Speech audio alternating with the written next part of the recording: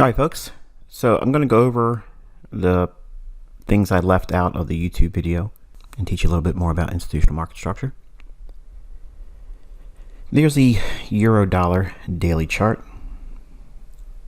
And we've been mentioning this in recent commentaries and how that would be a bullish order block and price may react there, and it did. Traded there, rallied up, and right in here, okay, right in here we have one single pass where it creates a fair value gap between this low and this high, and the same high here and this low. Now I'm not drawing a line from this and this. I'm just drawing the attention to both of these candles making a single pass through and another single pass through. It's not important for this candle to come back down and touch this same low. The idea is we're bullish. We have been bullish on euro. We've been bearish on dollar. We were looking for this fair value gap to fill in and also run the buy side liquidity that was resting above this short-term high.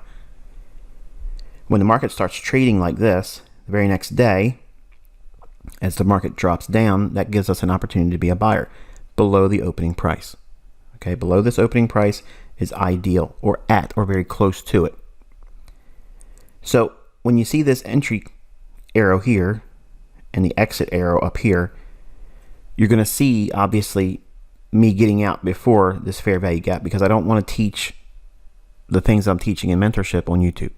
Okay, so given enough examples, there's a lot of smart people out there that would start drawing some parallels to things, and it's not my goal to give that stuff away there. But I'm going to teach the optimal trade entry in the YouTube version, but I'm going to throw in additional comments that is really just meant for you as a mentorship student. So the fact that we have a balanced price range in here is my trust, or the basis of my trust, I should say, that it will not go back down below that. So it allows me the opportunity and luxury of having a very small stop loss, as you'll see. So in here, we're expecting price to run above the short-term high for buy side liquidity, then back into the fair value gap as we have here. Okay, and a perfect delivery to that. In addition, I said that we would probably look for continuation here, and for Monday's trading, we can see that the market did in fact make an attempt to try to go higher. We're going to watch and see if we get above this consolidation and lower prices on dollar and higher prices on euro. But just keep this in mind here. This dark red line, that's the daily bullish order block. And these two red lines here, you'll see them later on, a couple slides later from now. And I'll show you this as the balanced price range. Okay. All right, so here is the hourly chart on the euro dollar. And before I get into this, just note that I did record a execution, and the link to that video on the execution and management where it hits the target, as you can see here, the entry and exit arrow, all of this has been recorded, so you can see there was an actual example. I'm not talking from pure hindsight. I'm using the actual things that I used in the trade example, and I'm going to teach you more depth behind it. And this is exactly how I would go into if I was starting all over again as a 20-year-old using just the information on this YouTube channel, just my ICT concepts. Everything is Inner Circle Trader, me, Michael. The things I would focus on primarily in the beginning is exactly what I'm showing you in this video here. Now the framework, obviously, if you go through all of the videos on the Inner Circle Trader YouTube channel, I teach this idea here, okay? And it's relative equal highs. And retail sees that as a very strong resistance level. Wyckoff does not talk anything about that specific area in price action, doesn't talk about it, doesn't mention it. And I draw strong conclusions that most retail traders think with this logic. And I adopted that mindset initially as a trader by reading John Murphy's book, Technical Analysis in the Financial Markets, which is the retail trader's Bible. If you learn everything in that book and turn it upside down, you can be profitable. Okay, because that's essentially what I did. So if I look at this relative equal high, and we're looking at an hourly chart here on euro, the idea is during the 17th of May 2021, this pattern right here, this rally up that clears a short-term high and trades right back down into this initial low, trades back down in as an optimal trade entry. I like this pattern. This is actually one of my favorite patterns to trade if I'm only going to elect to use the optimal trade entry. Now, obviously, I'm much more versed than just OTE patterns, but for this YouTube channel, I teach that as the flagship pattern. I am absolutely convinced, 100% sold on the idea that anybody that learns this pattern can find consistency, can find profitability, can quit their job, can grow wealth. All you need is this one pattern. The problem is you want it to form every 10 minutes, and it's not likely to satisfy that itch.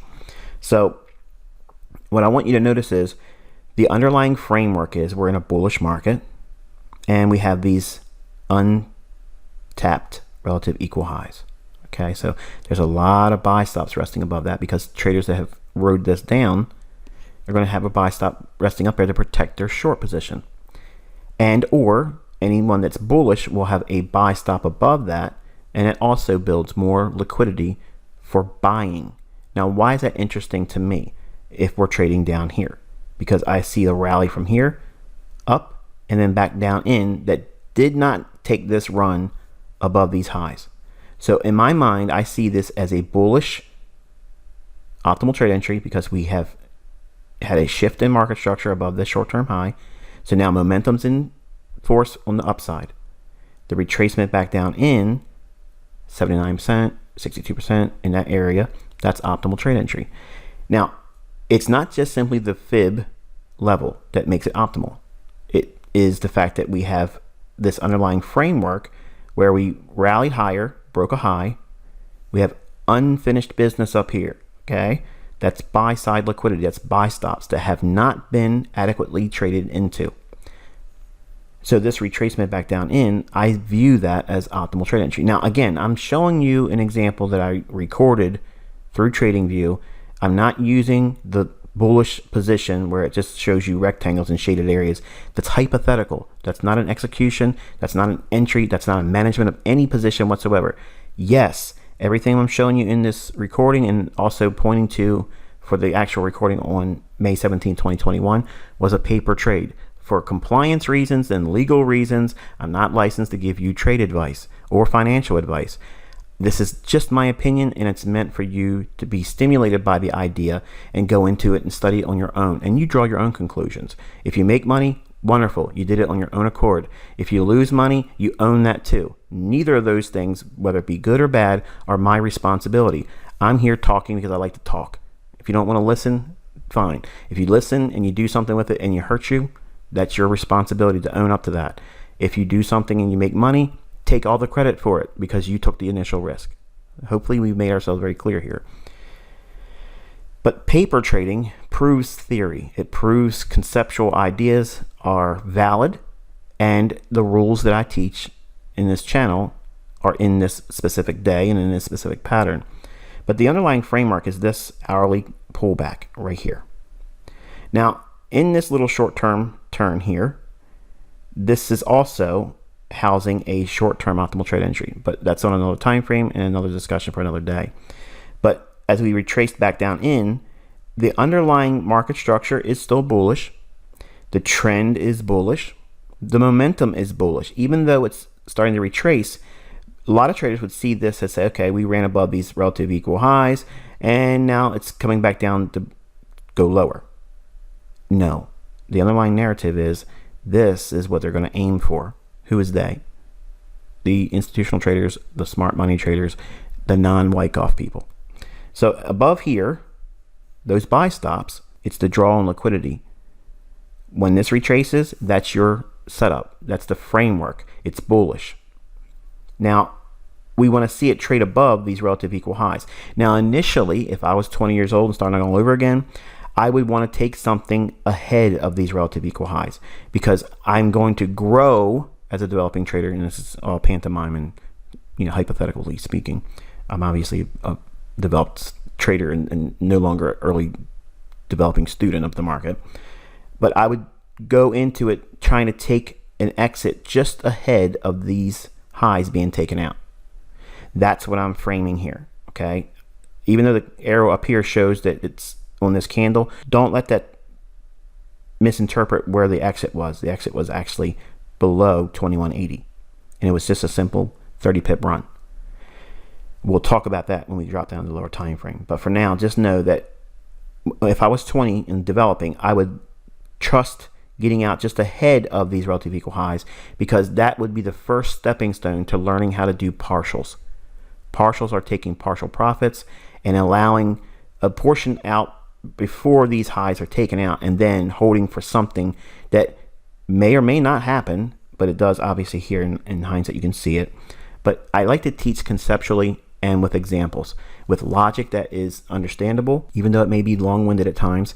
But if you want to learn something, don't you really want to know all the intricate components and the subtle nuances that make you excellent at doing it? Not just, here, I'm going to show you a magic trick, and you watch it one time, you think you know how to do it, and you go over and try to show your friends, and it blows up and you get embarrassed.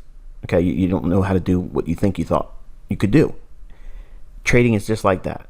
And you don't want to just look at something and think, oh, this is easy, let me go ahead and just do the same thing I just saw this guy doing a video. You need to put work behind it. And gradually working towards understanding taking partials is, again, a graduated process. You don't simply know where you're going to take a partial.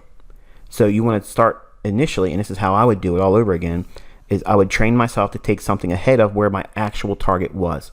Now, some of you would say, well, that doesn't make any sense, because why have a target and not hold for it? Because you don't know, and as a developing student, you sure as hell won't know if these highs are going to be taken at any time during your trade. It might come back and hit your stop if you don't know how to do trade management and stop placement. So all these things have to be balanced. And that's why I talk a lot in the videos, because I'm not trying to waste my time. I want you, as my students here, and those that want to incline their ear to my teachings, I want you to learn. I want you to learn it properly. I don't want you to learn from somebody else that thinks they know what I do because they know some of my lingo, my language, my vernacular. That doesn't equate to understanding how to do it actually. And that's really what I'm trying to press upon you in these videos. Not just this one, but all of them. Now, here is, again, a snapshot of May 17th, 2021. And I have not taken any trades since that day. All of this was pre-designed. I wanted to do this trade. I was using it for this teaching series. I have not blown the account. I've not added more wins. I have not taken any losses. I'm just showing you that this is the actual in and out, the orders, what time they filled, what time they executed, everything. Okay. So there was a stop placed. When the stop was canceled, it's not because I closed the stop or got rid of the order. It's because the sell limit order triggered. When that triggers, that cancels your stop. So I didn't cancel the stop ahead of the trade. I didn't trade without a stop. Watch the video that's going to be linked in the description below this video on YouTube, and you'll actually see a stop there. It's managed and using the rule-based ideas I teach in part 2 of this series. So with that, let's continue. All right, so we were back to this chart here, and I want you again focus on this area right in here, and you'll see that that price swing from this low to this high down to that low, that is the framework for optimal trade entry. It's optimal because it's within a larger area of potential running of buy side liquidity. So this high did not break that. This retracement only sets up an opportunity to get long and ride that to a run above these relative equal highs. You do not need it to run above those relative equal highs to be profitable. That's the major point. As a developing student, if I was 20 years old and trying to teach myself patience, I get a lot of questions even from my mentorship students. How do I develop patience? Because I put a trade on and I just want to get out when it's having just a little bit of profitability, and I just want to get out because I don't like the pressure. That's because you're trading with money that you should not be trading with, and you don't know what you're doing yet. You haven't conditioned yourself or desensitized yourself to doing the same things over and over and over again, and not being dependent on the result being positive every single time. That's the purpose of backtesting. Training your perception of what these patterns look like over a long period of time, not just one sample set of a week or a month. It's 6 months. And you'll see how many times it fails and how many times it works. And using a rule-based idea, you'll see that if you're looking for a framework of 3-to-1 or higher, but 3-to-1 minimum, even if you have losing trades, and I'll talk a little bit about that also in this video, they can be overcome and canceled out by a long series of more profitable trades than not profitable.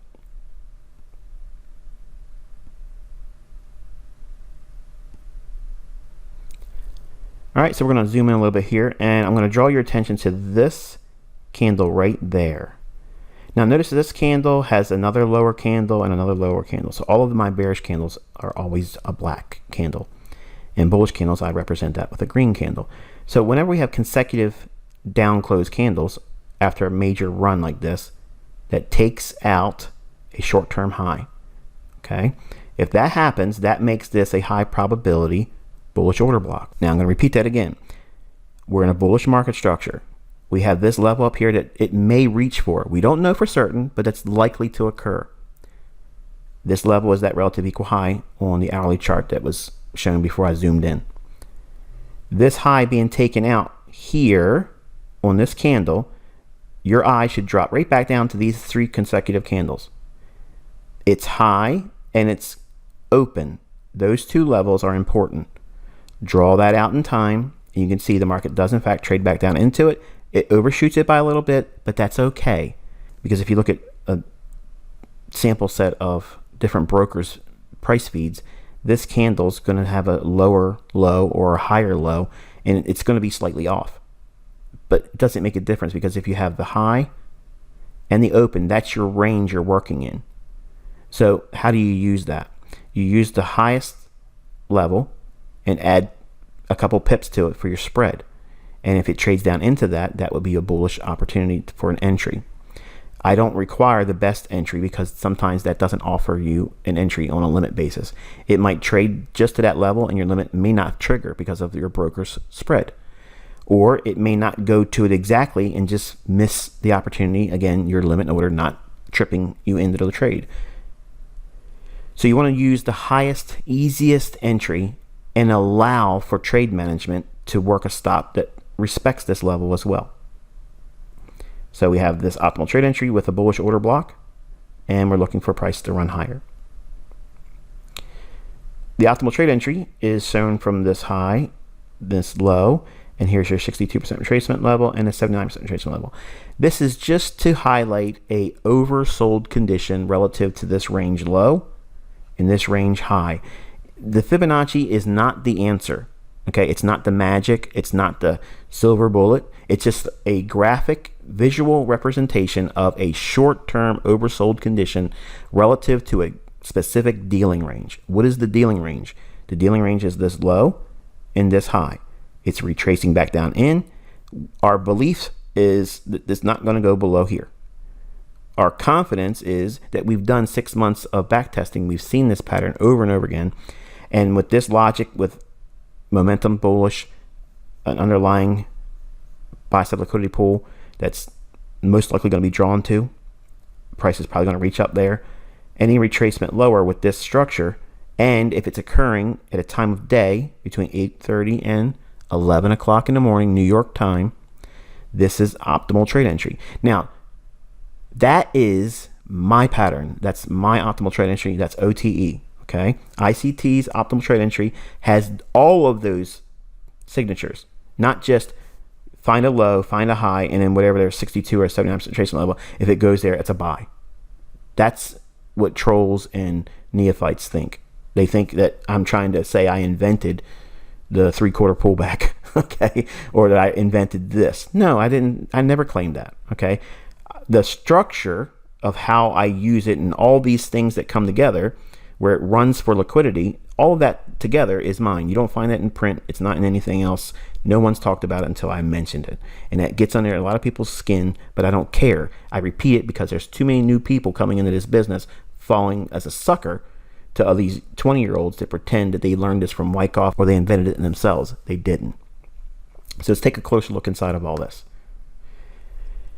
So now, as a mentorship student, with that structure in place here, we have the backdrop of this balanced price range.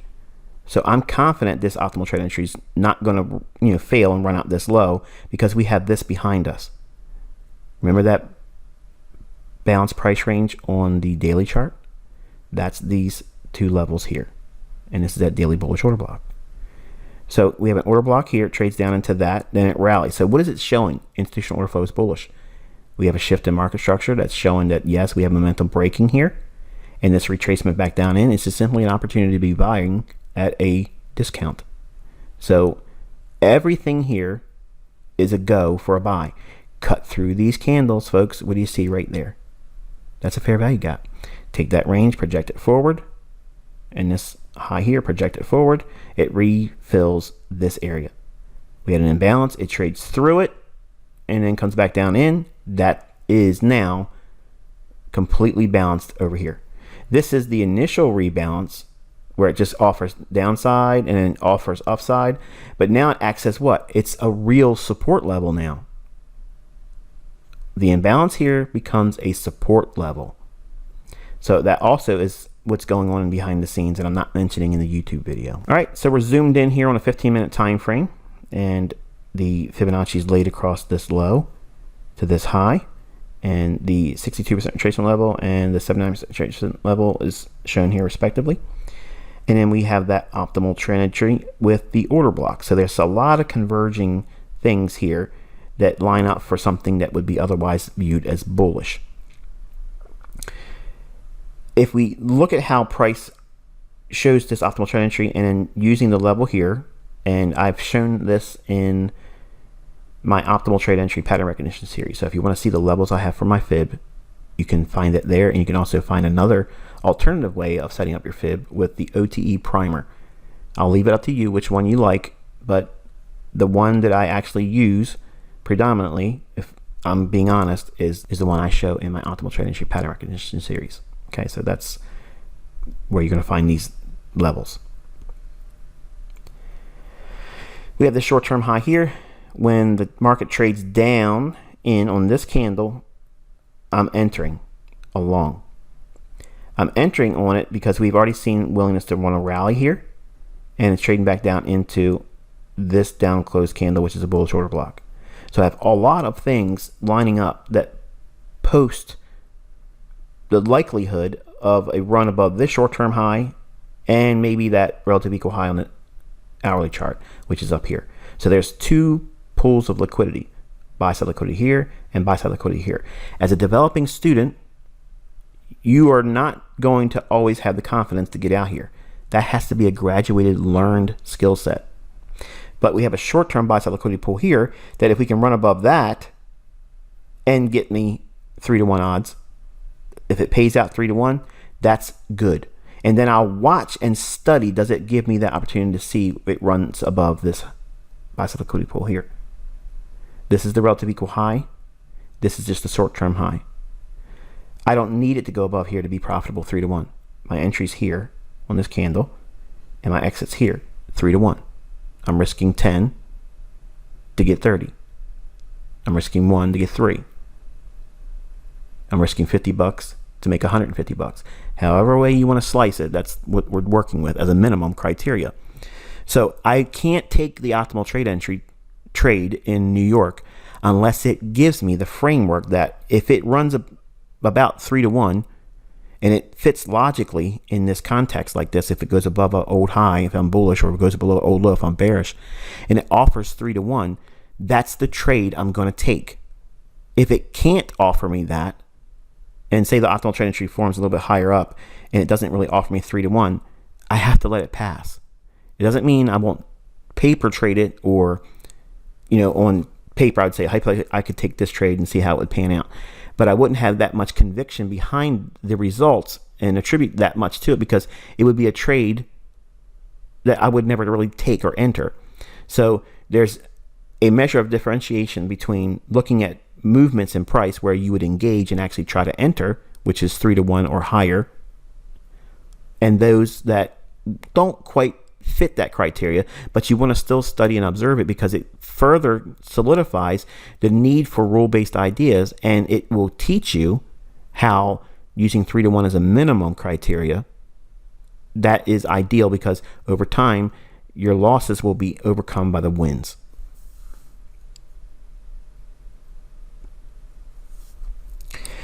Okay, we're zoomed down into a 5-minute chart. And this is the time frame I used in the recording on May 17, 2021. And this is the actual candle right there. So as it was trading back down in and touching this down close candle. So now see all the layering? There's a bullish order block. There's another lower time frame bullish order block. And then there's a lower time frame bullish order block. And now we're doing it again here. So that is the fractal nature of using order blocks. It isn't just pick one time frame that the order block only works in. It's understanding the logic. This low here already shown a willingness to send price higher. We retraced. So when we have price running back down into the previous down close candle there, as it was going lower, I'm buying. I'm going long as the candle's going down. As a developing student, that doesn't feel natural. It feels a little uncomfortable. And you have to overcome that by going through copious examples of looking at back-tested data, looking at hindsight moves, and seeing how many times it forms. And seeing it so many times that you burn it into your subconscious. Then practicing going forward after 6 months. This is the stage I'm in, hypothetically, and I'm pantomiming with you here in this video. For part 3, I'm pretending to be a 6-month versed, back-tested student. And I'm now starting to practice doing entries. That's the timeline. That's the ideal ICT approach to learning from this YouTube channel. If you try to do it faster, you will not get the results you want. You will rush. You will try to put money into an account because you're going to hear other people say, you got to put a little bit of skin in the race. No, because if you don't know what you're doing, you're just fortifying bad habits, toxic thinking, and you're only guaranteeing you're going to be fearful or greedy. And either one of those two demons will overtake you, and you'll never be where you want to be at because you won't have the experience to say, I'm going to stay with it even though I'm not doing well, because you have lost money. It's one thing for you to have your pride and ego hurt because you're learning how to do it and you didn't lose any money. But when you add money to it, all that does is add a very clear punctuation at the end that not only is this painful, but it's costly. And do I really want to spend more time doing this stuff if it's taking money out of my pocket? It adds to the hurdle that you got to leap over. It increases the height of the mountain that you think it is to climb over to get to successful, consistent trading. So you have to strip it down to that elementary stage of it's just writing alphabets over and over and over again. It's a small little simple task. It doesn't take anything from you, but over time, it builds in a perception of character recognition, which is pattern recognition in trading. We have a time window here, 8:30 in the morning to 11 o'clock in the morning, New York time. It's always New York local time. The first run into that order block, the opening price on the hourly chart, it bounces off that. Then we have a down close candle here. We ran above it, and then the next candle we trade down into it right there. I'm going long there. I don't need this entry, and I don't need this entry because the overall context is I still have enough entering here that if it runs above this level and gives me my exit here, that's 30 pips. That's 3-to-1. And I don't need this level to be traded through. But I'm going to watch and observe it and train myself by experience to see this occur. And then by conditioning myself with real examples, walking forward in a paper trading account, not live funds. Live funds comes another 6 months later. Okay. Now, let me slow you down again because you're all thinking, all I got to do is do 6 months. I can do that now. No, you're going to study back-tested data for 6 months. Then you're going to walk forward in paper trading or demo trading for 6 more months. That means that you can't touch a live account for a full year. Some of you are wanting to turn the video off and go to the next mentor. Do it, because I promise you, you will be back here. You will be back here when you taste all the other garbage that everybody else is trying to sell you. The Instagram stuff, all that stuff, forget about all that stuff. Because that's not going to get you where you want to be at. Right here is home. You don't have to believe me now. Go out there and taste the slop that everybody else is giving you. Watching when that fails. Watch when you fall victim to all that glitz and image and materialism. And I have all that stuff, but you never see it. I have the wizardry here in the charts. And this is how you get it. You learn it this way. You don't learn it by looking at rented cars. Period. 3 to 1, entering inside of a specific time window of the day. How incredibly convenient. Now you can structure a business model around time of day. When are you looking to do a trade? If you're new, you have no idea. You're looking at all these candles like, how do I know when to do anything? You have a window of 3.5 hours, Monday through Friday. What are you going to do? You going to try to trade at 12:30 in the afternoon New York time? No. You're going to get up early and trade London? No, you don't have to. But there's some good moves in London. So what? There's good moves on Sunday sometimes too. I'm not worried about that.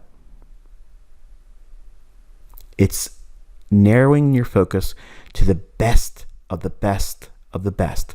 That's what this process will do for you. But if you don't believe me, then you're never going to do it and you're never going to see it for yourself. But once you submit to this process, you'll see it. And then you'll regret never having done it sooner. Or listening to everybody else's excuse why my stuff's overcomplicated. Because none of this stuff is complicated. I'm stripping this down to a way where you all have no excuse that you all can quit your job in 36 months.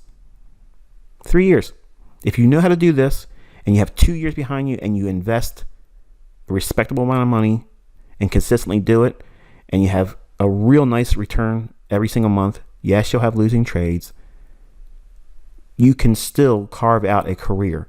Now, will you be making $200,000 a year? I can't promise that. I can't promise any amount. But can you do it 36 months from the beginning stages of you submitting to this process and not requiring to live on a paycheck that's given to you by someone that tells you when you're no longer needed? You don't want an employer.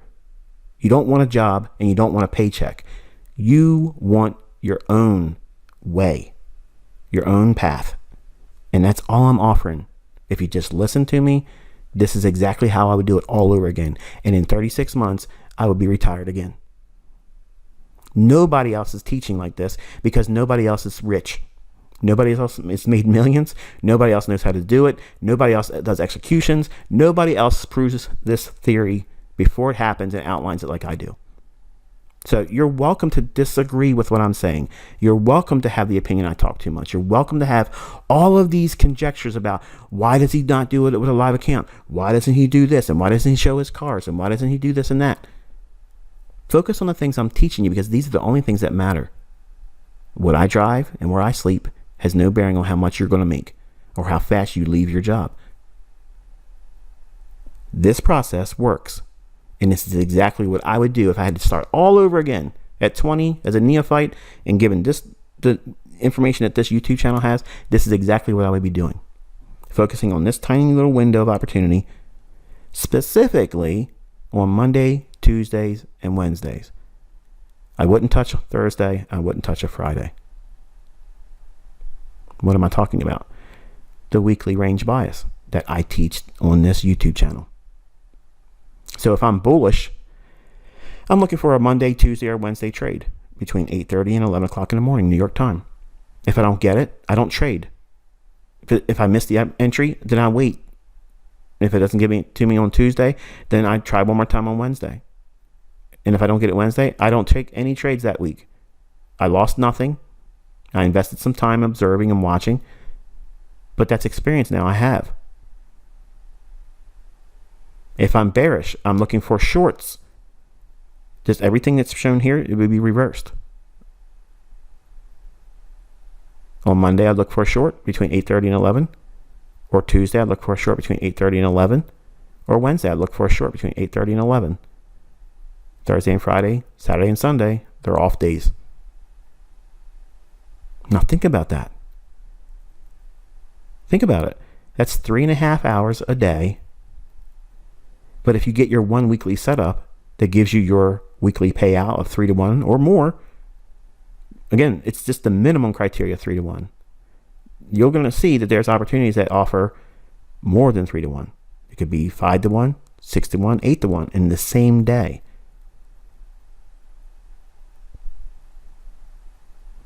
But you won't observe them until you get used to seeing what they look like. And you find that by looking at it for 6 months in hindsight. And you study that.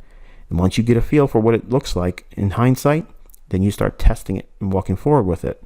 And you grow in your understanding and your patience. And then over time, you're going to learn that you're going to take something off ahead of this, just above this high, and then leave a portion. Once it runs above that, then you close the trade. That's double tap. Take something off, hold for a higher position, exit if you're bullish, or hold for a lower position, exit if you're bearish. 2, take profits. One's a partial, the other one is your final close. You grow into that next level of understanding for targeting. So I've already covered how I would filter out my trades. I've already covered what time of day and what days I would trade. We're only looking at euro dollar. I'm not complicating it by adding different pairs. I'm not even talking about cable. British pound hasn't even entered the conversation or chat. I haven't even talked about dollar index. How easy is this? It's extremely easy. In that little area right there, that's my entry. In my mind, I'm submitting to, I don't care how long it goes sideways, I'm holding for here, and it might go up here, but I don't need it to because 30 pips is just below it. And that's 3-to-1. That gets me out. I'm training myself to be content with profits, not being right. Right is going above this level here. Notice that? The idea was initial draw was on that relative equal high on the hourly chart. That is the right. I don't need right to be profitable. I need to be profitable. Profitable is it's moving in my favor. It's offering me 3-to-1. I don't know at that time. I don't know if it's going to trade above there. It could go right to that level and come back down and clean this out and scare me out of the trade. Remember, I'm a developing student. You have to be realistic. I'm trying to make this as realistic as I possibly can. I'm giving you all the possible curveballs that could happen. And you have to know these things. These are pitfalls when you're developing. If you don't have a mentor that's gone through it themselves and found consistency, you're never going to learn how to do this yourself. It's too easy to paint this to, it's so easy, anybody can do it. It's so easy. Forex is so easy. And they never execute a trade. You never see them managing anything. All I'm trying to do is show in strong contrast what it's like when you know what you're doing versus what everybody else does here on YouTube and Instagram and Discord and Telegram. And that's why I'm not liked. That's why I'm trolled. You keep the focus on your development. You keep the focus on the things I'm teaching you to do, because you'll find out really quick if what I'm teaching is real or if it's fluff.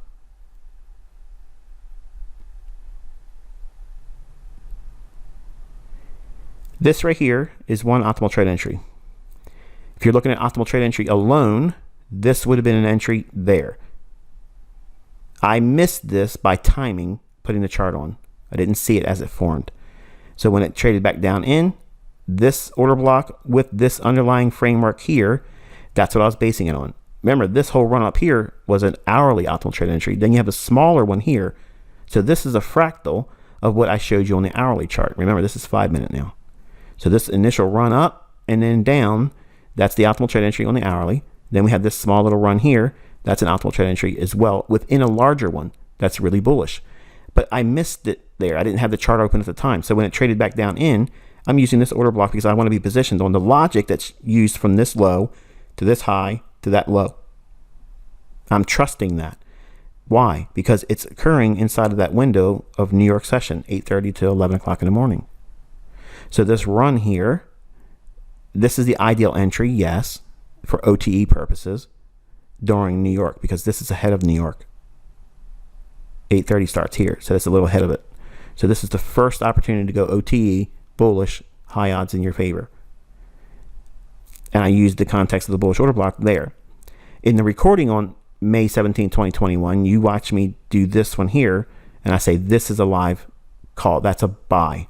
As it's trading right down in there, I label it using TradingView. I type it out. That's a buy. That's the New York session buy. It's from this low to this high down in.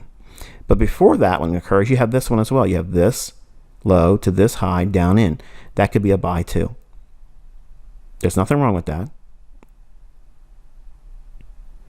And then you have this one as well, here to here, and it would be in this entry. But now when you have this, you have to use this low in the context for your stop. So it doesn't need to go completely below that low. You can go just below these bodies of these candles here and put your stop right in there. My stop initially was 121.35 and 3 pipettes. You see it in the trade from entry through the whole process. It's being managed with the rules that I gave you in part 2 of this series. That's how I use that stop. It teaches you proper trade management and stop management. Nobody has a real clear idea on how to manage a stop. That's why everybody that's learning from everyone else is either getting stopped out, even if their trades are, well, let's not call it profitable. Let's say their trades are right in a direction, and say they had a pretty good entry point. They don't know where to put their stop loss, and they put it up there too close to their open profit or where the market's trading now, because they don't want to have a losing trade. And that's what you have to overcome. And the only way you overcome that is seeing how the back tested data shows that this logic is strong. This kung fu that I'm showing you is strong. This is all algorithmic. These things repeat every single day. Not every single day do you get 3 to 1, 8 to 1, 10 to 1, 12 to 1. But the ones that do offer 3 to 1, that's what you look for. That's what you focus on. All right, folks. This is the 50-minute time frame for the dollar index. And you can see we did trade off that optimal trade entry. I said we would probably work lower.